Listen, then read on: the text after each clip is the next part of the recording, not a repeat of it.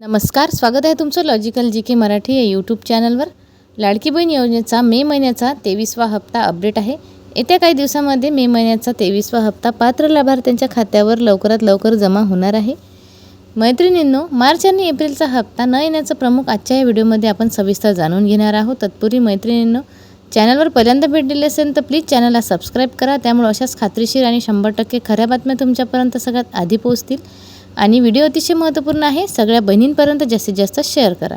कालच्या व्हिडिओमध्ये आपण केवायसी संबंधित शासनाला विनंती केली होती की केवायसी पोर्टल लवकरात लवकर सुरू करा, म्हणजे जेणेकरून ज्या पात्र बहिणी आहेत त्यांना संधी मिळेल, त्यांची केवायसी होईल आणि त्यांना जो काही हप्ता आहे, जो काही लाभ आहे तो सुरळीत मिळेल। तर काही लाडक्या बहिणींची अजूनही केवायसी झालेली नाही आणि त्याचे वेगवेगळे कारण आहेत।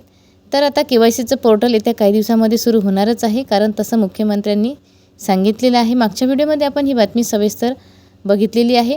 तुम्ही जर ही बातमी बघितली नसेल तर नक्की जाऊन बघून घ्या। मार्च आणि एप्रिलचा हप्ता खूप बहिणींना आलेला नाही आणि अशाच बहिणींच्या कमेंट येत होत्या की याचं मुख्य कारण काय आहे, आम्ही पात्र आहोत तरीसुद्धा आम्हाला पैसे आलेले नाहीत। त्यातलं सगळ्यात महत्त्वाचं कारण म्हणजे केवायसी न केल्यामुळे काही बहिणींना पैसे आलेले नाही आणि नोव्हेंबर डिसेंबरपासून त्यांचा लाभ बंद झालेला आहे आणि हे कारण सगळ्यांना माहीतच आहे। दुसरं कारण आहे, ज्या लाडक्या बहिणींनी वयाचे 65 वर्ष वय पूर्ण केलेले आहे, म्हणजे त्यांचं 65पेक्षा जास्त वय झालेलं असेल तर अशा बहिणींना हप्ता मिळणार नाही, असं राज्याच्या महिला व बालविकास मंत्री आदिती तटकरेताई यांनी सांगितलेलं आहे। कारण काही महिला 65पेक्षा जास्त वयोगटाच्या असतील तर त्या महिला या योजनेत अपात्र होणार आहेत।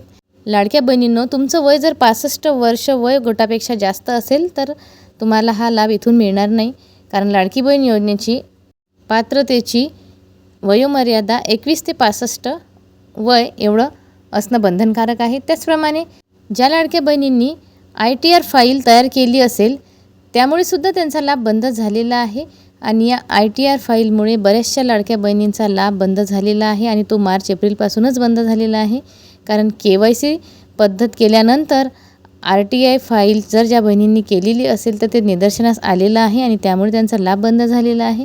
पण ह्या बहिणींचं म्हणणं असं आहे की आम्ही घराचं लोन घेण्यासाठी किंवा मुलांच्या शिक्षणासाठी जे काही लोन घेतलेलं असेल तेव्हा RTI फाईल दाखल केली होती। RTI फाईल आम्ही 3 ते 5 वर्षाच्या आधी किंवा 10 वर्षाच्या आधी दाखल केली होती, तरीसुद्धा आमचा लाभ बंद झालेला आहे, असं म्हणणं काही लाभार्थ्यांचं आहे। 2.5 लाखाच्या आत उत्पन्न असून जर आम्ही लोन घेतलेलं असेल घरासाठी किंवा शिक्षणासाठी तर RTI फाईल दाखल केलेली होती, त्यामुळे आमचा लाभ बंद झालेला आहे, असं काही बहिणींचं म्हणणं आहे। तर RTI आपण केव्हा भरतो, जेव्हा आपलं उत्पन्न जास्त असते, 2.5 लाखापेक्षा जास्त असते त्यांना आयकर भरावा लागतो।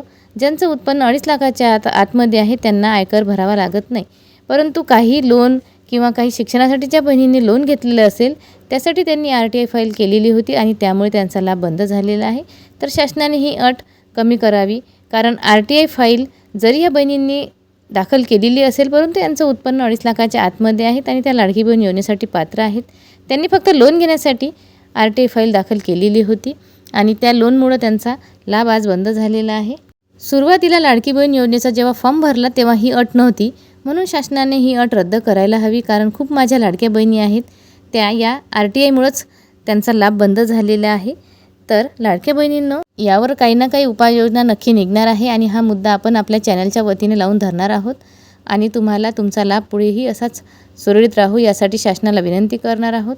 चौथं मुख्य कारण आहे, ज्या बहिणी दोन्ही योजनेचा लाभ घेत असतील, म्हणजे संजय गांधी निराधार आणि लाडकी बहीण योजना, तर यापैकी कुठल्याही एका योजनेचाच त्यांना लाभ मिळेल।